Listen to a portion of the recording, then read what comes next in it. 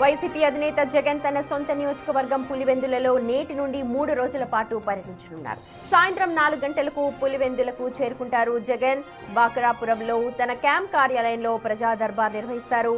అక్కడ స్థానిక ప్రజల నుంచి విన్నపాలన్నింటినీ కూడా స్వీకరిస్తారు.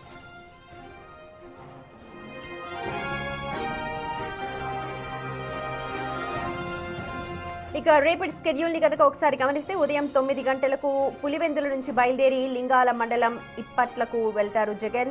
ఇటీవల మరణించిన స్థానిక వైసీపీ నేత సుధాకర్ రెడ్డి కుటుంబాన్ని పరామర్శిస్తారు.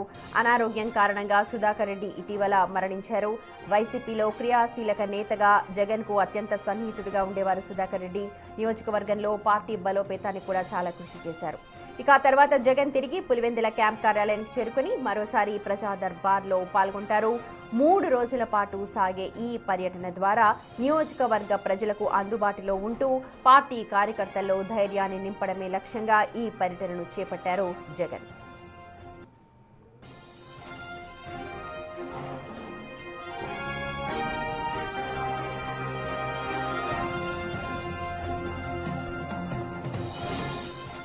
జగన్ పర్యటన సందర్భంగా వైసీపీ కార్యకర్తలు భారీగా తరలివచ్చే అవకాశం ఉండడంతో పోలీసులు ఇప్పటికే పటిష్ట బందోబస్తు ఏర్పాట్లు చేస్తూ ఉన్నారు.